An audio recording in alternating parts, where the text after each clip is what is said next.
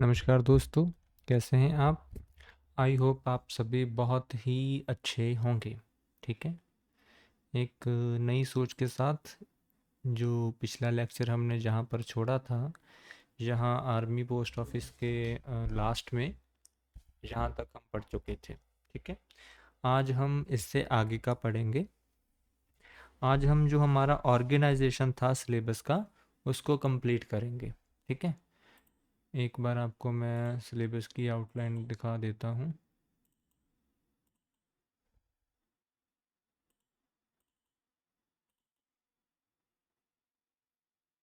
ये जो ऑर्गेनाइजेशन वाला टॉपिक है ना हमारा, अ, ये वाला, इसको हम आज की जो क्लास है इसमें कंप्लीट कर देंगे। ओके, चलो। तो आर्मी पोस्ट ऑफिस का हमने समझ लिया था। उसके बाद अदर इम्पॉर्टेंट थिंग्स में कुछ जो लिंक्स हैं वो मैंने प्रोवाइड करवाए हैं। और इस लिंक को प्रोवाइड करवाने का जो मेरा इंटेंशन है वह बस इतना ही है कि आपको लेटेस्ट और अपडेटेड इन्फॉर्मेशन मिल सके। क्योंकि जैसे जैसे समय बीतता है कुछ चीज़ें चेंज होती रहती हैं, तो वो नोट्स पुराने हो जाते हैं। तो मैंने कई चीज़ों के लिंक ही प्रोवाइड करवा दिए ताकि आपको लेटेस्ट अपडेट इन्फॉर्मेशन मिल सके। ठीक है। जैसे जो पहला लिंक है हमारा, वो है सिटीजन चार्टर को लेकर, ये वाला है ना। अभी ये सिटीजन चार्टर होता क्या है मैं आपको खोल कर दिखाता हूँ।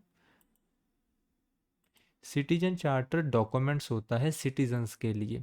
उसमें बताया रहता है कि आपको डिपार्टमेंट ऑफ पोस्ट जो भी सर्विस देता है वो टाइम बाउंडेड उसको कर देता है।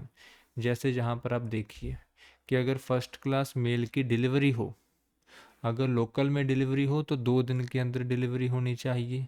मेट्रो टू मेट्रो सिटी की डिलीवरी हो तो 2 से 4 दिन की डिलीवरी होनी समय लगेगा।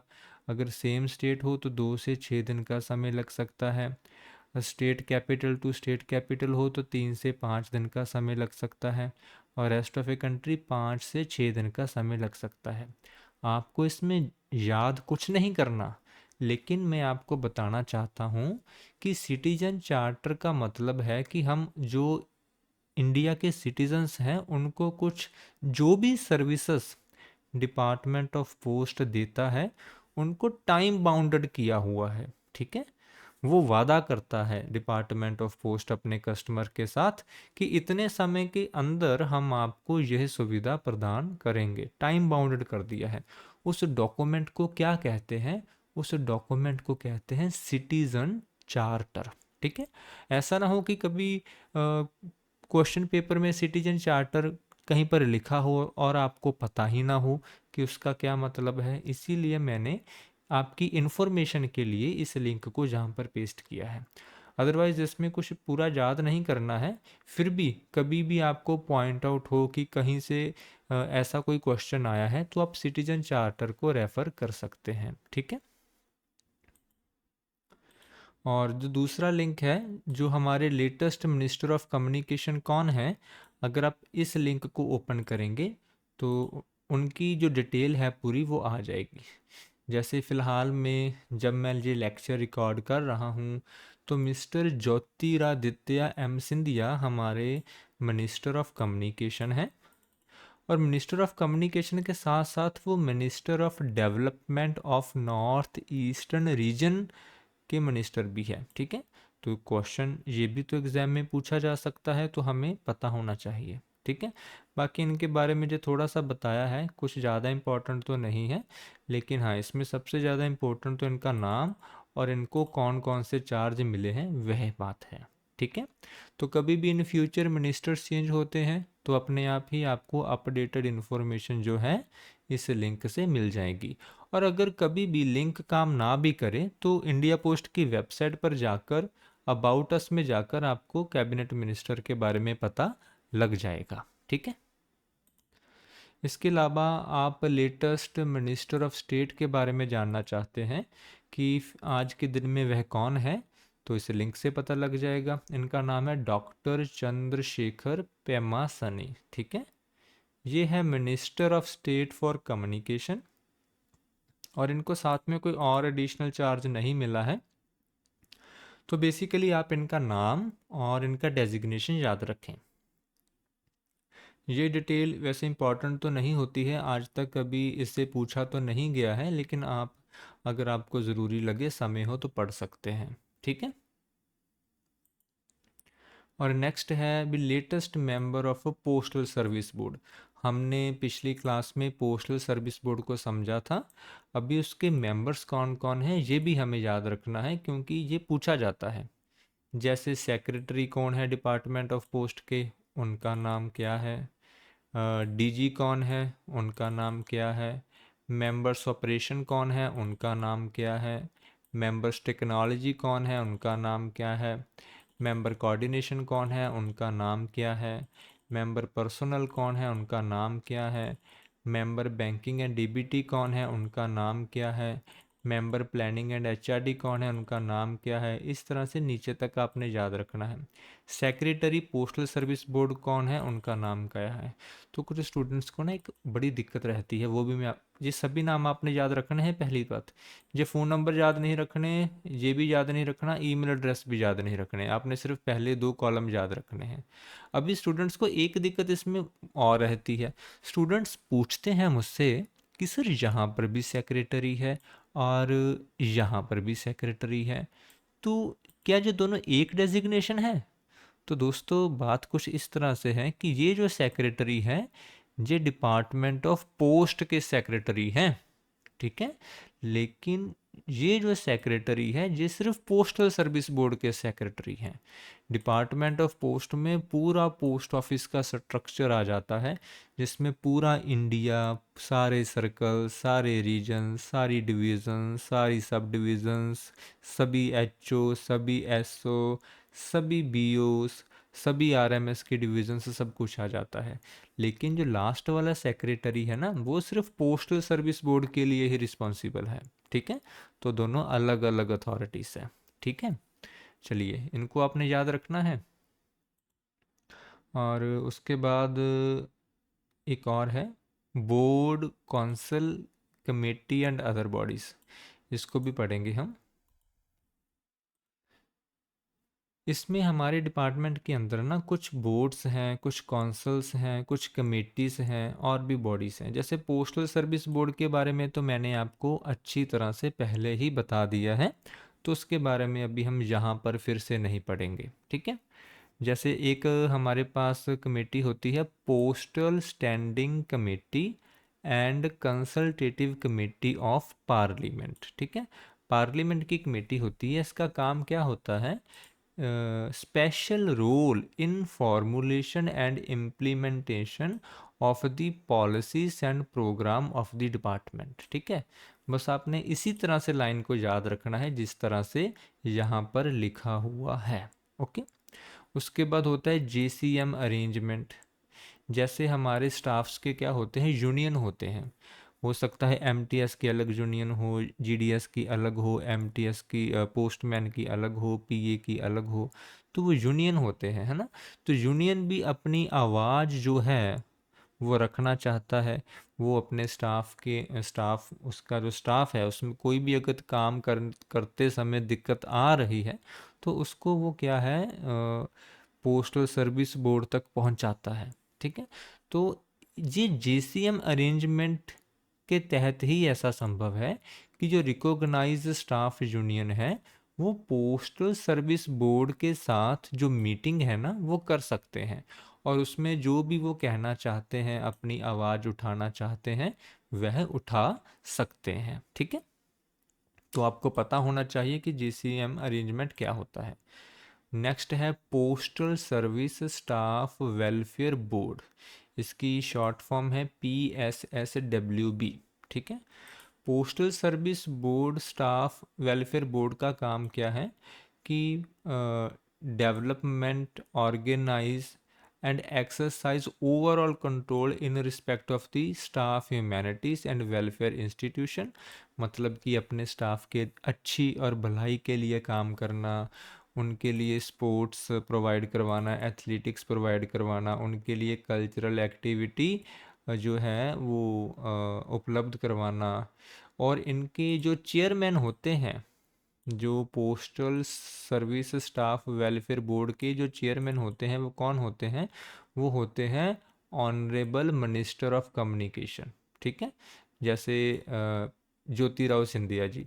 तो आपने याद रखना है कि चेयरमैन कौन है। ठीक है, और जो हमारे सेक्रेटरी पोस्ट होते हैं वो होते हैं एग्जीक्यूटिव वाइस चेयरमैन। ठीक है, तो ये भी आपने याद रखना है। ठीक है, और the board is also represented by 7 staff member. इस बोर्ड में हमारे 7 जो स्टाफ मेंबर हैं वह भी होते हैं, और 3 यूनियन के मेंबर भी होते हैं। ठीक है, हाँ, इन सभी चीज़ों को आपने याद रखना है। इसके चाहे नोट्स बना लेना, जैसा भी आपको ठीक लगे। और उसके बाद सर्कल वेलफेयर बोर्ड अलग से होते हैं हर सर्कल में। जैसे पैन इंडिया लेवल पे तो है ही, जैसे ये जो बोर्ड है postal service staff welfare board, ये पूरे इंडिया के लिए काम करती है। लेकिन उसके नीचे सर्कल वेलफेयर बोर्ड भी होते हैं। ठीक है, जो सर्कल के लिए रिस्पेक्टिवली काम करते हैं। ठीक है, बाकी इनका जो एजेंडा होता है वो सेम ही होता है, लेकिन इस केस में जो इनके प्रेसिडेंटशिप होती है, मतलब कि जो सर्कल वेलफेयर बोर्ड को जो प्रेसिडेंट करता है वो कौन करता है? वो करते हैं चीफ पोस्ट मास्टर जनरल। ठीक है, पहली लाइन पढ़िए, the circle welfare board have been formed in all circle. यह सभी सर्कल में बनाए जाते हैं under the presidentship of the respective chief postmaster general. ठीक है, और जो सेक्रेटरी पोस्टल सर्विस बोर्ड होता है वो प्रेसिडेंट होता है postal directorate staff welfare board का। दूसरी लाइन को अलग से याद रखना है आपने। ठीक है, तो ये जो बोर्ड है क्या करता है, इसको जो ग्रांट कहाँ से मिलती है, ग्रांट का मतलब पैसा कहाँ से मिलता है अपने काम को करवाने के लिए, वो मिलता है consolidated fund of India. Consolidated fund of India का क्या मतलब है कि जो भारत का खजाना है वहाँ से उसको पैसे मिलते हैं, और जितने भी पैसे मिलते हैं उसका जो 30% से ज़्यादा स्पोर्ट्स एक्टिविटीज़ पर नहीं खर्च कर सकते। ठीक है, उनको न्यूट्रलाइज करके बैलेंस करके सभी एक्टिविटीज़ में ही स्पेंड करना होता है, खर्च करना होता है। ठीक है, और इसमें और तरह से भी, जैसे the funds for the circle welfare board come from the grant made out of the central welfare board. जैसे जो सेंट्रल वेलफेयर बोर्ड है ना, यहाँ से भी कुछ फंड रिसीव होते हैं, और कुछ वॉलंटरी कंट्रीब्यूशन भी, कुछ लोग मर्जी से भी इसमें पैसा डालते हैं। ठीक है, और लास्ट है पोस्टल स्पोर्ट्स बोर्ड। वैसे तो इसके नाम से ही पता लग रहा है कि स्पोर्ट्स को जो बोर्ड प्रमोट करता हो, उसको डेवलप करता हो, उसको ऑर्गेनाइज करता हो, उस पर कंट्रोल रखता हो, एथलेटिक्स जैसे कल्चरल एक्टिविटी जो अरेंज करवाता हो, टूर्नामेंट अरेंज करवाता हो, एग्जीबिशन, मीट्स, फेस्टिवल्स, जो इन सभी चीज़ों को प्रमोट करता है उसको हम बोलते हैं पोस्टल स्पोर्ट्स बोर्ड। ठीक है, और secretary post is the chairman. अभी चेयरमैन कौन है? जो सेक्रेटरी है डिपार्टमेंट ऑफ पोस्ट के, वो है चेयरमैन। ठीक है, और वाइस चेयरमैन कौन है? Member development is the vice chairman of the board. अभी जो मेंबर डेवलपमेंट क्या है, वैसे मैंने आपको समझाया है, फिर भी समझा देता हूँ। जब हम पोस्टल सर्विस बोर्ड को सभी मेंबर्स को देखते हैं तो यहाँ पर एक मेंबर डेवलपमेंट होगा, ह्यूमन रिसोर्स डेवलपमेंट, ये देखिए ना, ये वाला Abhinav Walia, planning and human resource development Abhinav Walia, ये क्या है? ये है इनके vice chairman. Okay, on the similar, जैसे पोस्टल स्पोर्ट्स बोर्ड सेंटर में बनता है, मतलब कि दिल्ली में बनता है, उसी तरह से हर सर्कल में अलग से सर्कल स्पोर्ट्स बोर्ड भी बनते हैं, जिनको कौन लीड करते हैं? चीफ पोस्ट मास्टर जनरल जो है लीड करते हैं। ठीक है, इनका जो पैसा है वो भी कहाँ से आता है? वो postal staff service staff welfare fund से आता है, जो कि यहाँ यहाँ से आता है, इस बोर्ड से आता है। ठीक है, और इसके हिसाब से फिर टूर्नामेंट्स अरेंज करवाए जाते हैं, मतलब कि अलग अलग एक्टिविटीज़ करवाई जाती हैं। अभी इसमें पूछा क्या जाएगा, जो भी हमने पूछा है अभी पढ़ा है, इसमें पूछा जाएगा कि किसी बोर्ड का चेयरमैन कौन है या वाइस चेयरमैन कौन है, यह ज़्यादातर पूछा जाता है। ठीक है, उससे अलावा कभी क्वेश्चन इतना टफ आया नहीं, लेकिन फिर भी आप इनको पढ़ कर जाना। ठीक है, और नेक्स्ट है हमारा लिस्ट ऑफ CPIO। ये भी इम्पॉर्टेंट है, क्योंकि स्टूडेंट्स को कई बार पता नहीं लगता कि क्वेश्चन आते कहाँ से हैं। तो जो देखिए, ये लेफ्ट हैंड साइड सभी सर्कल्स है हमारे। मैं पंजाब से हूँ तो मैं पंजाब को मैंने ओपन किया है, अगर आप किसी और सर्कल से हैं तो आप उस सर्कल को ओपन कर लेना, और अपने सर्कल का ही पढ़ना है, बाहर का नहीं पढ़ना है। ठीक है, जैसे जब मैंने पंजाब की लिस्ट को ओपन किया है, तो इसमें जो एग्जामिनर है वो क्या करता है, वो पूछ लेता है कि अमृतसर जो डिवीज़न है उसमें कौन बैठता है। उसमें सीनियर सुप्रिटेंडेंट बैठता है, सीनियर पोस्ट मास्टर बैठता है, या सुप्रिटेंडेंट बैठता है, या कोई और बैठता है। अगर आपको पता होगा कि आपकी डिवीज़न का हेड कौन है, तो आप इस डिफ़िकल्ट क्वेश्चन को नंबर ले सकते हैं वहाँ से। ठीक है, बाकी जहाँ पर छूट जाएगा, जैसे पंजाब में कई बार क्वेश्चन आया है ना, ऐसा मुश्किल सा। जैसे वो पूछ सकता है कि DAP कपूरथले का जो इंचार्ज है वो कौन है, तो वो कौन है, वो है डिप्टी डायरेक्टर अकाउंट, है ना। इसके अलावा वो पूछ सकता है कि मेल मोटर सर्विस का इंचार्ज कौन है, मैनेजर MMS, है ना। इसके अलावा वो पूछ सकता है PSD, जैसे ये देखिए भी PSD का इंचार्ज कौन है, PSD मानो कि पोस्टल स्टोर डिपो, तो वो कौन है, superintendent postal store depot Ludhiana. तो इसी तरह से आपसे टफ क्वेश्चन अगर एग्जामिनर बनाना चाहता है तो वो यहाँ से बनाएगा। ठीक है, तो जो भी आपका सर्कल है, देखिए इतने नाम याद तो नहीं रहेंगे, लेकिन एक बार आपने गो थ्रू तो होना है, एक दो बार तो इनको पढ़ना है। ठीक है, तो आपको थोड़ा थोड़ा तो आइडिया हो ही जाएगा। ठीक है, पढ़ना ज़रूर है, उसके बाद याद रहे ना रहे वो बात अलग है। तभी मैंने लिंक दे दिया है, आप देख लेना।